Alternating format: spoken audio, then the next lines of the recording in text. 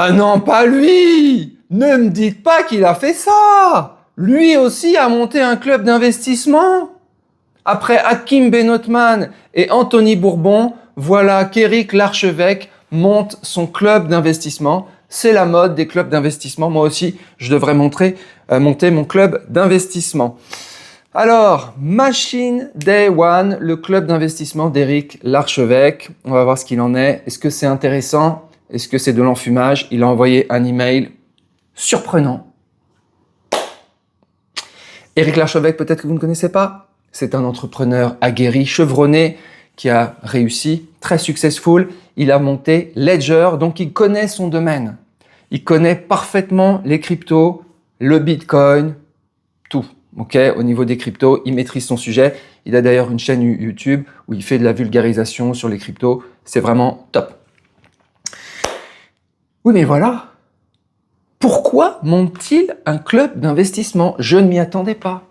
C'est son nouveau projet, la Bitcoin Society et le club d'investissement Machine Day One. Alors, c'est quoi un club d'investissement? Un club d'investissement, c'est les membres mettent de l'argent pour rentrer dans le club pour pouvoir investir sur des trucs miraculeux en général.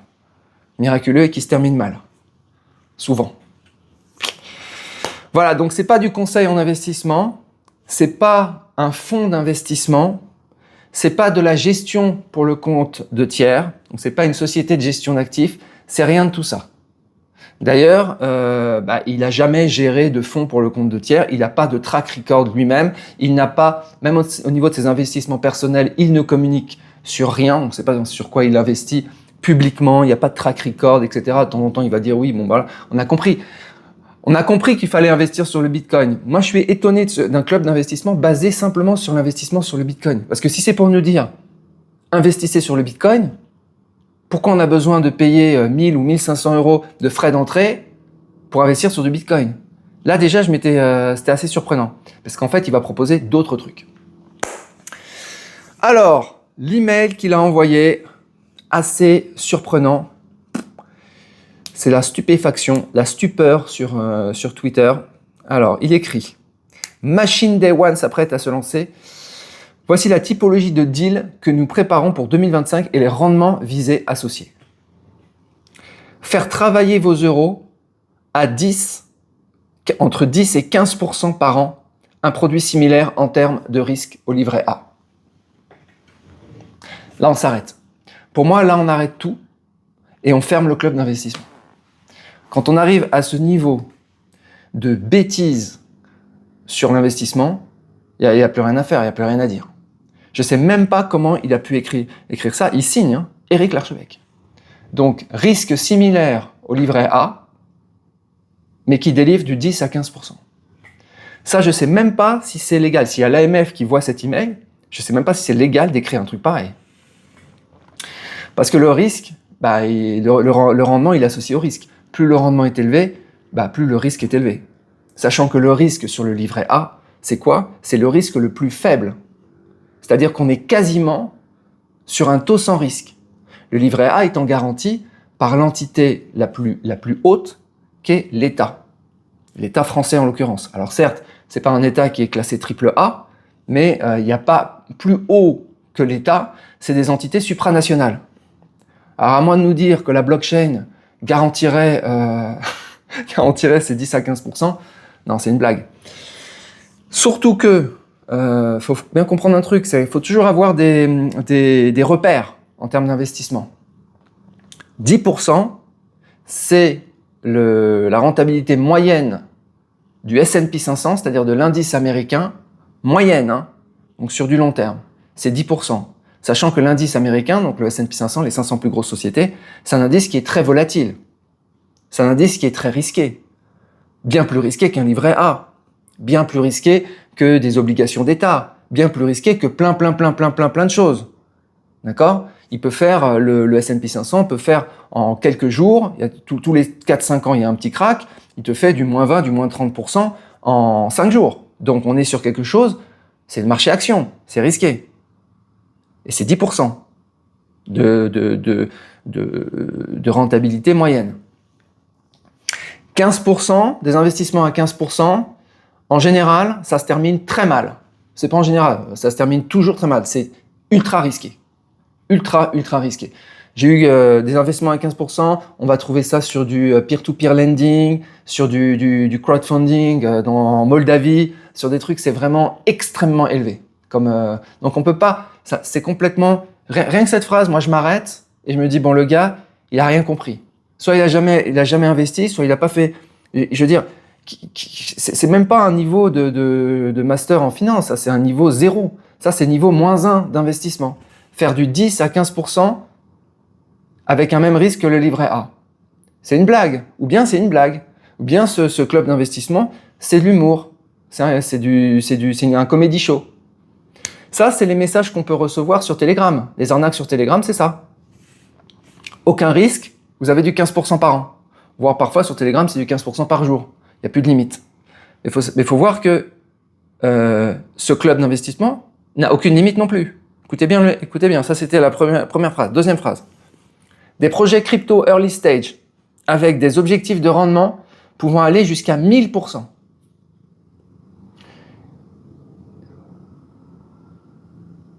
Mais pourquoi 1000% seulement ? 10 000, 100 000, 100 millions, 1 milliard de pourcents ? Je veux dire, c'est des objectifs de rendement. On peut pas promettre la lune comme ça. Je veux dire, on est sur des projets où 99% des projets vont faire faillite. Ok ? C'est comme investir sur des projets qui débutent. Donc, bon, je trouve que c'est un peu malveillant en fait d'écrire des pourcentages, de faire miroiter en fait des gens qui n'ont aucune compétence en investissement et de leur balancer des chiffres comme ça, 1000%, 2000, 10 000, 100 000. Vous allez multiplier vos investissements par 1 milliard. Je trouve que c'est vraiment, pour moi, c'est malveillant. Ensuite, on continue. Des actifs de collection à 30-50% de rendement avec une liquidité très attractive. C'est-à-dire que quand il dit ça, c'est même pas objectif de rendement là. C'est le rendement sera entre 30 et 50%. Des investissements entre 30 et 50% en récurrent, c'est-à-dire chaque année vous faites entre 30 et 50% par an. Ça n'existe pas. Non, c'est pas la peine de chercher. Ça n'existe pas. L'homme qui fait le rendement le plus élevé au monde et l'homme dans les 10 premières fortunes du monde, c'est Warren Buffett. Et sur 60 ans, il arrive à faire en récurrent du 19%. C'est le maximum qu'on peut faire en termes d'investissement. C'est quelque chose d'indépassable, humainement. C'est numéro 1. Si vous arrivez à faire plus de 19% par an, vous êtes déjà multimilliardaire. Et même Éric Larchevêque n'est pas multimilliardaire. D'ailleurs, s'il y a des deals qui sont aussi extraordinaires, que ce soit du 15%, du 50% ou du 1000%, pourquoi Éric Larchevêque n'investit pas ses propres fonds dedans ? Pourquoi Éric Larchevêque ne lance pas un fonds d'investissement, ok, où les gens pourraient investir ? Non, il fait pas ça. Il fait un club d'investissement où les gens vont mettre 1000 ou 1500 euros pour s'inscrire, pour avoir accès à des deals comme ça. Donc lui, son business model du club d'investissement, c'est quoi ?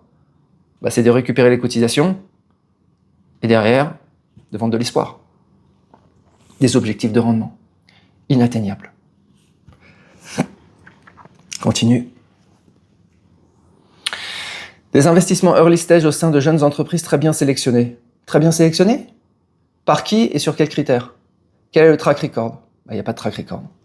Ça fait combien ? Ça fait 10 ans que vous sélectionnez des entreprises et que vous avez démontré votre capacité à bien sélectionner ces entreprises ? Non. Il n'y a pas de track record. Moi, c'est ça. Un track record, c'est minimum 3 à 5 ans.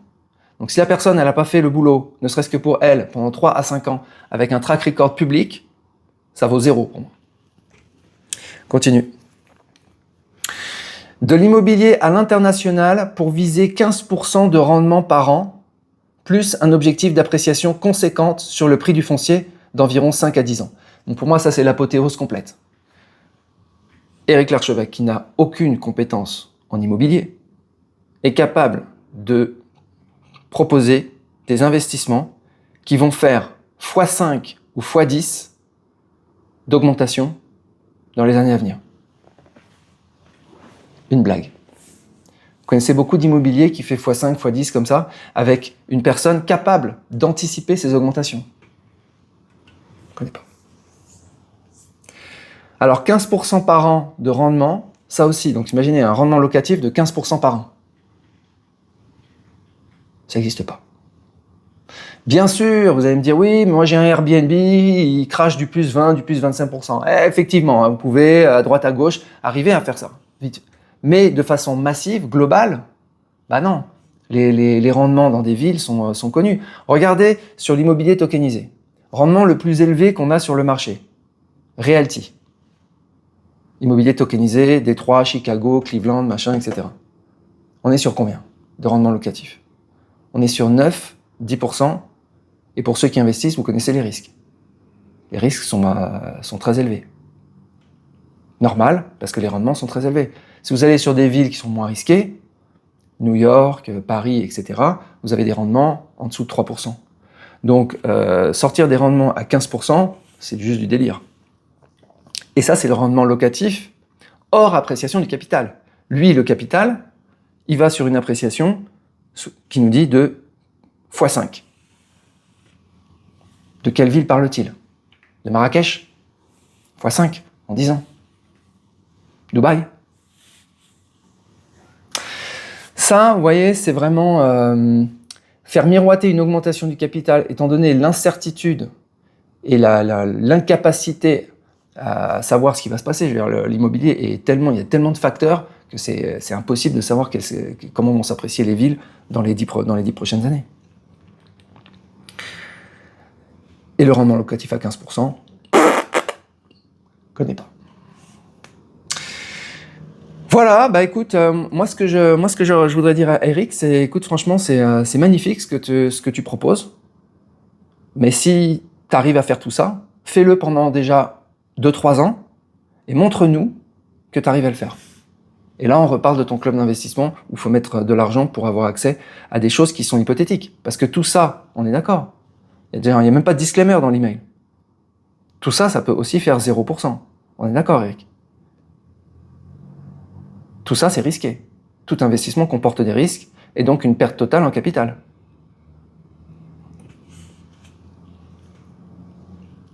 Risque similaire au livret A pour faire du 15%. On aurait pu s'arrêter à cette ligne-là. Bon les amis, si vous avez un commentaire, vous n'êtes pas d'accord, vous mettez en dessous de la vidéo. Si Eric veut venir s'exprimer sur ces 10%, 15% avec risque similaire au livret A, nous donner la formule magique miraculeuse, il est le bienvenu sur la chaîne. Pas de souci, on peut même faire un live, il n'y a aucun problème.